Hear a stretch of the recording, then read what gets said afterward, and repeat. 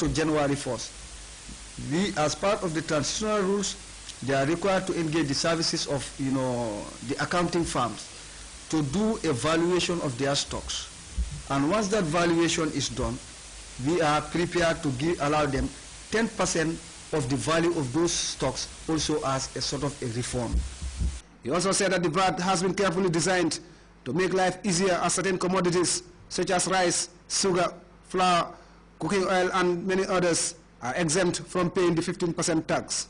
These are goods on which no VAT applies.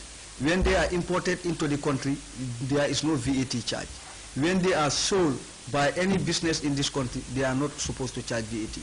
So which means that there is zero VAT on this kind of, foodstuff. Businesses with a turnover of $1 million are obliged to register and later levy 15% VAT for goods and services.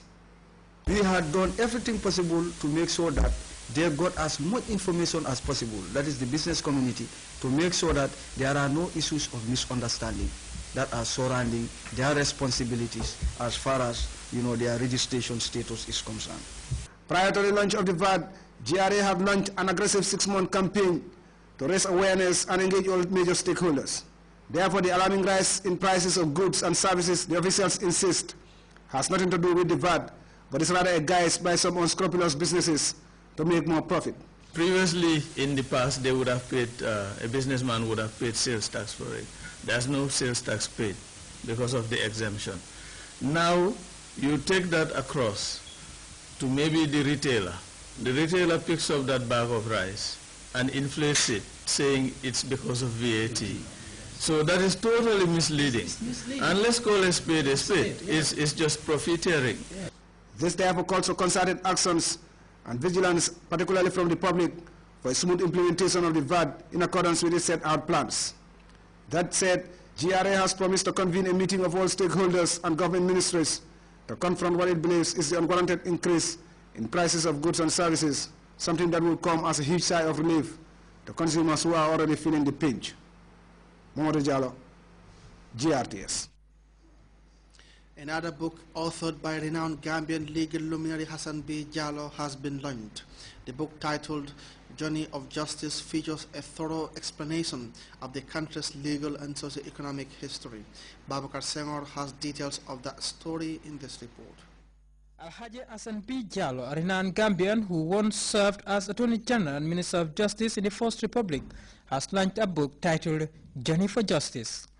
The 632-page book highlights a range of topics from socio-economic, legal, among a host of other issues. Officially launching the book, lawyer Antman Gay described the author as a noble Gambian who he believes is one who continues his ties to the country's development.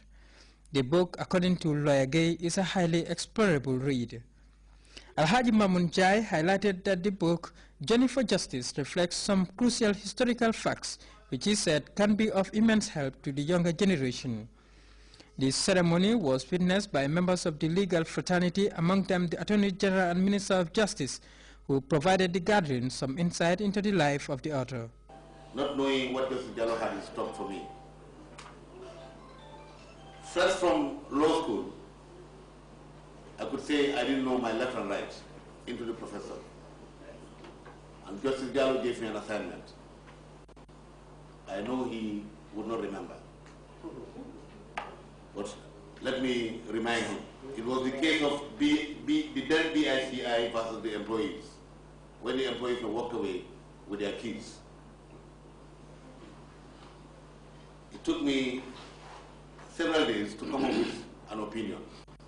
Gambians serving in the diaspora, including the ICC Chief Prosecutor Fatou Ben Bensira and Dr. Cherno Jallo, also shared their joy with a man they refer to as their mentor, colleague and brother, on the successful launching of the book through video footages. For his part, the author expressed delight at the successful launching of another book, which he believes would not have been a possibility without the support accorded to him by various stakeholders. He said the book intends to avail readers the opportunity to reflect on the past and expand their horizon and understanding of issues. It is the latest in a number of books authored by Gambians, and one which is expected to provide readers with a proper understanding of the different facets of Gambian life. For Grts News, is Babukar Senghor.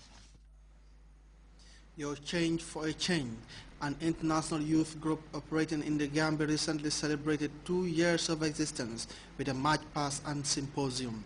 Members of the group used the milestone event to distribute bed nets to a local community in the West Coast region. We have details in this report. Your Change for a Change is an international voluntary organization established 2 years ago by young Gambians both at home and abroad. The group's objective is to join the wagon of health promoters in providing quality and responsive disease prevention and management measures for communities. As the youth group celebrates its 2-year anniversary, a fitting theme has been chosen to mark the milestone. Adam Jan Sankar, Program Manager, Malaria Control Program under the Ministry of Health and Social Welfare, commended the youth for the role they play in advancing health-related issues. What government needs at all levels is partnership for results. Particularly when it comes to malaria control and prevention, we need a lot of partnership. We need partners to support the efforts of government, because like we said, government cannot do it alone, and we need commitments at all levels. We need commitments at the global level, commitments at the regional level, and commitments at the country level. People and organizations have to be part of the efforts of government and complement them. That's the only way we will be able to achieve our set objectives and goals. And that is what this organization, has come to do. They are working on malaria control and prevention. The organization's country director, Lamin Dabo, dilated on the history of the organization. Dabo called for attitudinal change in properly dealing with preventable diseases. Symbolize the fact that we want many people to understand that most of these preventable diseases can definitely be reduced greatly if with just a little shift in our lifestyles, with just attitudinal change, we can definitely eradicate some of these preventable diseases. And today, as you can see young people were out to ensure that we inspire them with the guest speakers at the symposium so that they can understand the concept and be able to take their lead role in their communities and in their families. Dabo also appealed for greater support to charitable organizations, something he said will help in providing needed support to the vulnerable. You change for each change. The meaning is you have a little change, not only in monetary terms. If you have time, if you have your energy, if you have other resources, you commit it, that little change that you have, out of your time, out of your energy, out of your money, so that we can effect a bigger change in another community, so that we can effect a bigger change in somebody else's life. Musa Jawara of the Medical Research Council spoke of the evolution of insecticide bed nets, its effectiveness and the role the Gambia played in its appeal to the public. The Gambia has played a key role initiating the pilot studies, the field interventions, until it was well established and confirmed that insecticide-treated bed nets work.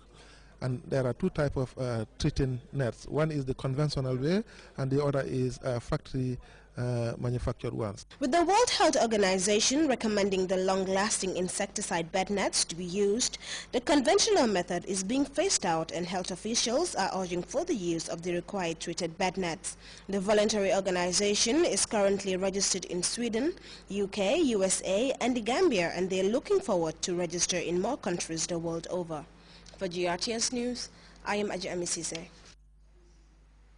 French fighter jets have continued to attack militant positions in Mali for a third day, and West African countries camp troops to bolster the government. Mubarak's legal battle continue as an Egyptian court orders a retrial of the former president. We'll be back with this and other stories right after the break.